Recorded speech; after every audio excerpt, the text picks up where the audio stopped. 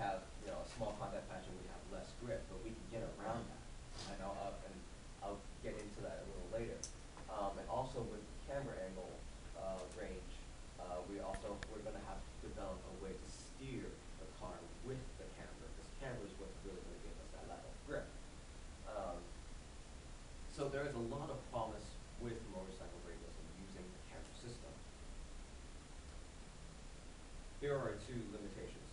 First of all, there is a lot of complexity, especially in the stresses of suspension components. These extreme camber angles are fine if you're actually on a motorcycle. You're supposed to leave that's nothing to them. But for us, we're constantly putting stress on the suspension arms, the uprights, the bearings, and the drive shafts. The other thing is that we're also putting the tires in a very awkward angle and always stressing them at that awkward angle. That became a problem in competition. I'm very happy it didn't happen. It didn't. The problem didn't make itself apparent before we broke down. Because after we broke down, when we went to retrieve the car, we realized that when we pushed the car, the tire popped right out. It was because all the stresses in the tire was forcing the tire off the wheel. The wheel had its own problems. It had sealing problems and it was losing pressure. That's fine, but you can tell in a normal automotive tire and wheel combination, even if you lose a little bit of pressure inside the wheel, even though you're leaking a little, you'll still be okay. You'll still be able to run. With our car, if the tire pops right out, we're done. We're done. And so going back to the complexity and the stresses, though, steering is going to be especially important because we're going to have to change the camber angle when we steer. We can't just change steering angle only. As we saw before, the motorcycle radials only have about 0 to 2 degrees of slip angle, so we can't depend on the 2 degrees, and we can't steer the car the same way we would steer a normal automotive radial. The other limitation, unfortunately, is just our resources. Our tires this year, even though the PMTs did extremely well compared to the boxes that we had last year, they still do not compare in performance when it comes to the Cougars that the other teams were using. The performance gap is just way too big. So we're going to have to somehow find better tires if we can. If not, then we're going to have to use the tires. We're going to have to make the best use of our tires and do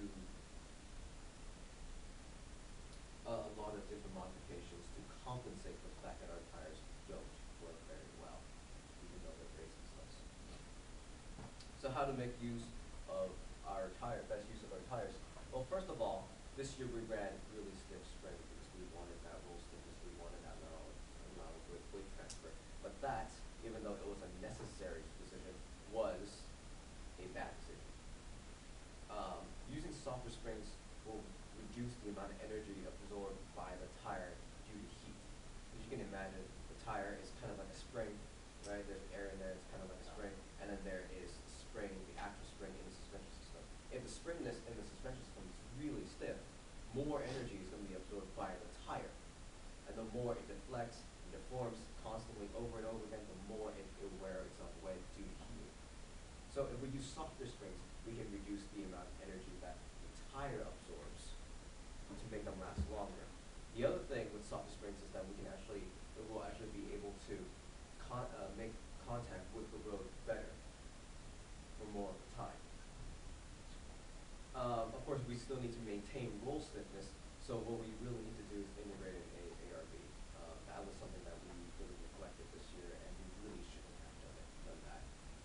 This meant, without the ARB, this meant that we could not independently change our spring rates, our ride rates, the amount of rolling that we would get with the roll stiffness. If we had both of those things, we could change them independently. And that was a really bad decision not to do the ARB this year. It worked, but it was a bad decision nonetheless. Another thing we can do to make better use of our tires is to raise the CG to increase the amount of weight transfer especially with Milliken's